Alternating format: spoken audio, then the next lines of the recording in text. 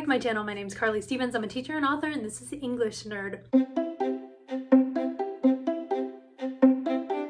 Welcome to a bonus episode. I am going to give some ultra weirdly specific book recommendations that are pretty much all classics like I tend to do on this channel. So thank you to everybody who gave me ideas for what sorts of recommendations that you wanted. So if you want any more of these, please do let me know down in the comments. I will definitely take that into consideration. I would love to do a part 2 to this, but for now we're just gonna stick with one. Okay, so the first recommendation that I got was a book that makes you feel alive. So I was thinking about this, and there are lots of different directions to take a question like that. So I'm going to give you 2 different answers to that. You know, what book will make you feel alive? The first is, I would say, pretty much anything by Ray Bradbury. His prose is so alive and so just unlikely, and there's such a love of words that goes through everything that he writes. I mean, the good stuff, the bad stuff, the indifferent stuff, there's something that just kind of zings right through you and makes you want to run out into the sunlight and tinker with machines and lie in the grass, and just all kinds of just normal things are given such a romantic life in Ray Bradbury and the way that he writes. So yeah, I would definitely recommend that. I also wanted to add to the list Diana Wynne Jones' Howl's Moving Castle, which is kind of a newer children's classic. It is so charming. Sophie, the main character, turns into an old woman right at the beginning. It has a very fairy tale quality to it. Howl is eccentric and vivacious and kind of crazy, and it's just such a madcap, lovely adventure and romp that I would add this to books that make you just glad to be alive. Okay, next I had a request for books that feel like pictures by Magritte. So I'll be honest, I am not an art scholar. I had to look up what that actually meant, and here you go. Here are some pictures by Magritte. So it's a very specific aesthetic. Happily, I immediately knew which book I was going to recommend for this person who wanted a book to feel kind of like this. The simple but weird style. So I would recommend Niebla by Miguel de Unamuno. This edition is completely in Spanish. So Niebla is mist, so that's probably what it is in English. I've never actually read it in English. But Unamuno's story it has exactly that feeling. It's a very straightforward kind of narrative until, and I don't want to spoil anything, but it takes a sharp left. All of a sudden, we're breaking the fourth wall. All of a sudden, it gets really unusual. And so, yeah, if you like that aesthetic, if you enjoy stuff like that picture, then Niebla is definitely for you. All right, next.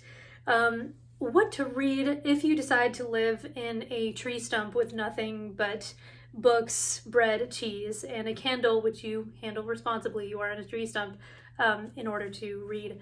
So in that very specific scenario, I would recommend The Once and Future King by T.H. White. It is incredibly long and ornate. It feels like a tapestry. It has a Lord of the Rings-iness to it, but with a different type of gravitas. It's pitched as a children's book. Actually, the first part is called The Sword and the Stone, and that's what the Disney movie The Sword and the Stone is based on. But it goes on and on. It feels very immersive and like you're just going out to live in the forest and there are wizards and kings and you're going back in time. It's a really beautiful, sad, lovely, just kind of everything book. So if you haven't read this, it is a fantasy classic. I would recommend that if that's your vibe. All right, I had several recommendations, or not recommendations, but requests rather, for Cottagecore classics.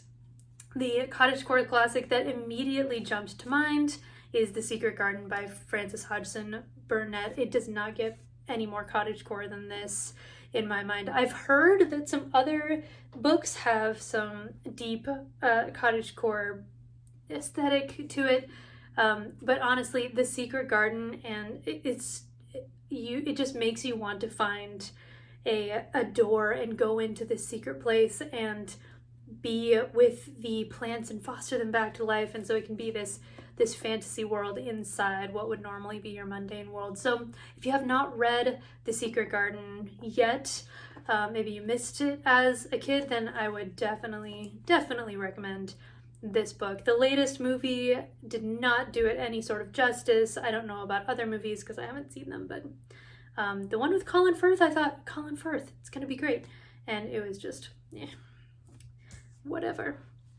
Okay, I also got a request for recommendations for like super old books that are relevant to a particular language. This was coming from somebody who had recently picked up like the Epic of Gilgamesh, which is the oldest known story that is written down. And so I was thinking, okay, I can roll with that.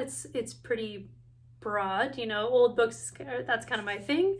But I thought about two that are pretty central to the culture and the language that they come from. So here we go, a couple of very old books. So one is, unsurprisingly, Beowulf by we don't know who, it's anonymous. There is not that much Anglo-Saxon literature left in the world. I've read the majority of what exists out there still. Beowulf is the longest and most complete piece of Anglo-Saxon, or Old English is another way of saying the same thing, language that we actually have in existence. And so I like copies like this that have the modern English on one side and the original Old English on the other. So if you want to get a sense of the culture, this was written around 800. It was written around 800. So there you go. There's that one. And then also, I wanted to recommend the Tao Te King, which is Chinese, which is much older than Beowulf and fundamental in the Taoist religion. It's surprisingly readable. It is kind of, as many religious style texts are, open to some interpretation. It's very metaphorical. It's almost riddle-like at times, but it's also beautiful. The Tao Te King means basically the book of the power of the way. The Tao is the way. This is the way, Mandalorian. But yeah, if you're interested in looking at a very old book that is central to a particular language or culture, then yeah, I would say Beowulf for Anglo-Saxon and Tao Te King for Chinese. They're both really good. If you want to understand old books that will help you to get into the mindset of some of these cultures without actually having to read something that's directly from there, which can be a little bit difficult sometimes, I would recommend The Discarded Image by C.S. Lewis. So it's an introduction to medieval and Renaissance literature, which makes it sound really boring. But I, as a learner type person, really ate this up. It talks about elves and fairies. It talks about the humors. If you're, the fluids and the way that they connect with your personality. It talks about the planets. It talks about some major works that are always referenced in older works that really aren't referenced nowadays. So yeah, it's a surprisingly interesting guide to medieval and Renaissance worldview stuff. So there you go. And then finally, poems to help you sleep. So if you struggle with sleeping, slowing your brain down, really getting yourself to that place where you can fall asleep, I have a recommendation for you. and it is the poetry of John Keats. I don't say that it'll help you sleep because it's boring. John Keats is one of my favorite poets. He makes top 5, but his word choice and the use of alliteration and some of these things is just so, it's so melancholy and relaxing, and it feels like you're, I don't know, drinking a glass of wine while you're in this meadow looking around. It's beautiful, but in a sleepy kind of way. So yeah, I would recommend the poetry of John Keats to help you sleep. So that, my friends, is a whole list of ultra specific book recommendations. I hope these were helpful. Again, I would love to hear more requests so I can bring more recommendations to you in the future. Like this video if you like it, and don't forget to subscribe, hit the notification button, and I will be back very soon with another video all about writing and literature. All right, until then, bye.